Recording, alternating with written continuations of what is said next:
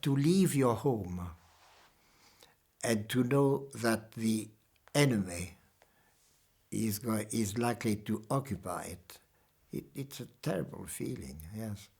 And you multiply that by millions, really, millions of people who, in that dreadful summer of 1940, abandoned their homes.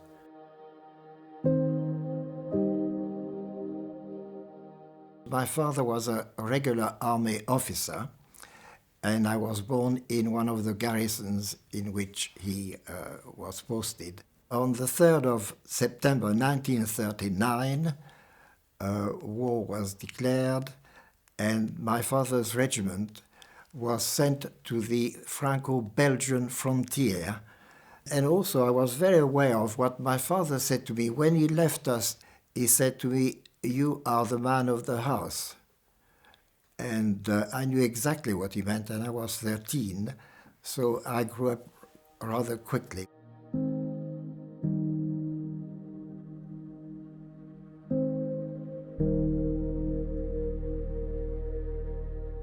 We did worry a lot about father because, of course, we used to go to the cinema to look at the newsreel, and we were fully aware of what was going on, yes. We knew very well what had happened in Poland. We saw the reality of war and some of the atrocities committed by the enemy. So it built up to a feeling of a real danger, and also the idea that you might be occupied. France is a country which has been invaded, humiliated, occupied, and that leaves a very deep scar, I think, on the psyche of a nation.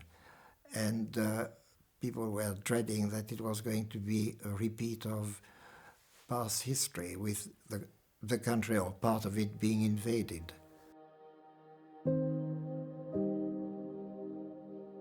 The Germans wanted to conquer, and conquer they did. The French and the British could not believe what was happening. They had underestimated Hitler and his determination to conquer Europe. So on the one hand, the French people in general thought their army was invincible, and when the shock of the invasion came, they were absolutely shattered. So this is what the period of history we call the Exodus, l'exode in French, where millions of people were getting away from the fighting. My mother was very anxious, and my grandmother, because there were rumors that the Germans would arrest young men and so on, and children. So we were very keen to get away.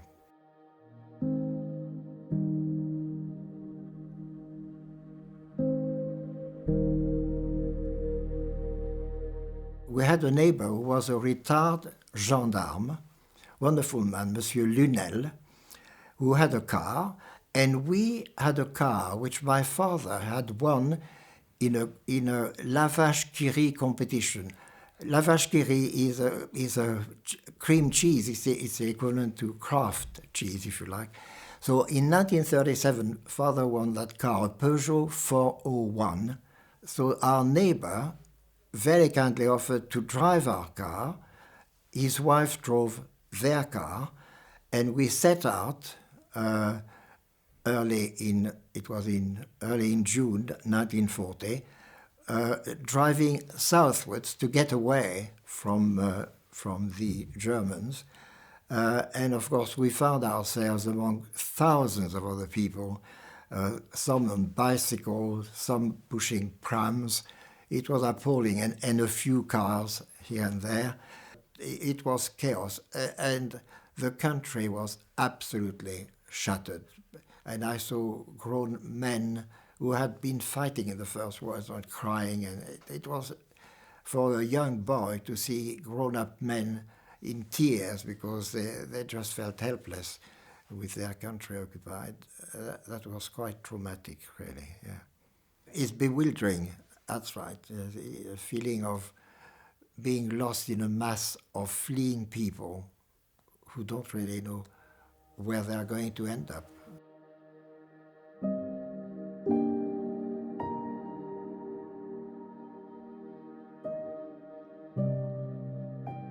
We were attacked by German fighters, machine gunned, so we had on several occasions to abandon the car and take refuge in ditches along the road.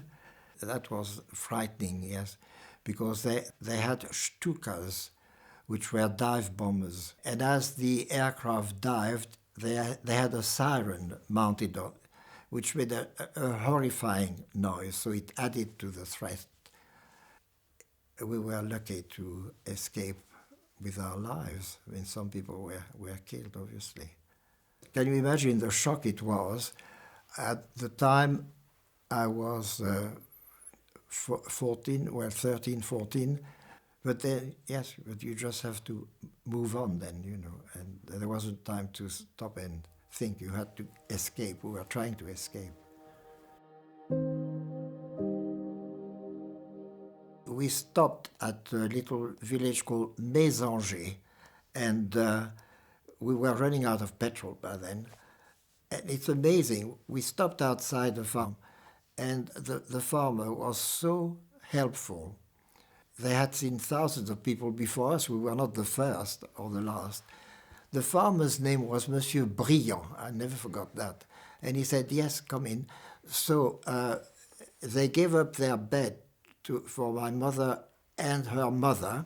They shared the farmer's bed. And Madeleine, my sister, was found a little bed in the same room. And then I slept in the hay loft, yes, which was not the most comfortable place, but at least we were safe, and those farmers were wonderful. And we were there for 2 or 3 weeks at least.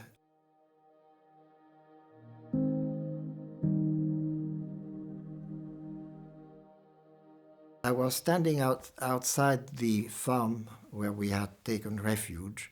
At the head of the German column, there was a sidecar combination with a machine gun mounted in the sidecar.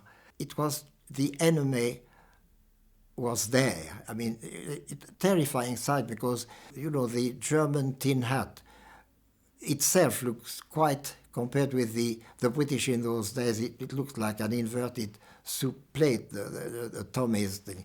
And also wearing goggles. And they had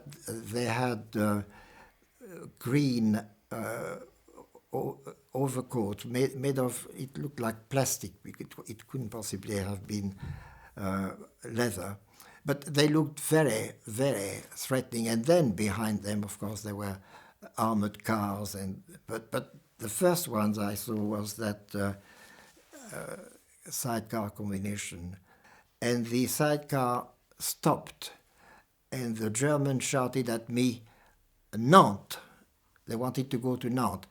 So to go to Nantes, they would have had to turn right. And without hesitation, I pointed straight ahead. And I sent the whole column to Ancenis, which was not where they wanted to go. And I always think it was instinctive. And I think that's my first act of resistance with a small r. Then I disappeared for the rest of the day, just in case they came back, which wasn't likely, really, because that column were moving southwards. Mm-hmm.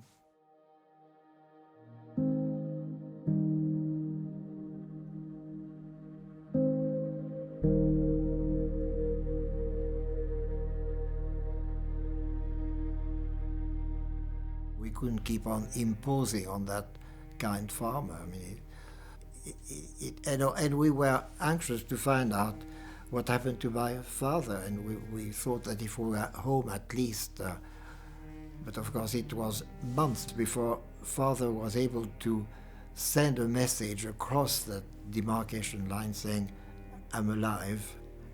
Well, immense relief because they had appalling casualties, the French at the time, and we had no idea whether Faso may not have been one. Looking back, I'm so lucky to be alive, really. I feel I've tempted fate rather too much at times, but that's life. You know, when you are young, you can, it's amazing how much you can take, and not having a family to worry about. What it must have been like for my mother and my grandmother, that's another story. But being so young, I think you just go on and, you know, carry on with your life. People were panic-stricken, really. They were terrified. They were like lost sheep, you know. They just, to leave your home and to know that the enemy is likely to occupy it, it's a terrible feeling, yes. And you multiply that by millions, really, millions of people who, in that dreadful summer of 1940, abandoned their homes.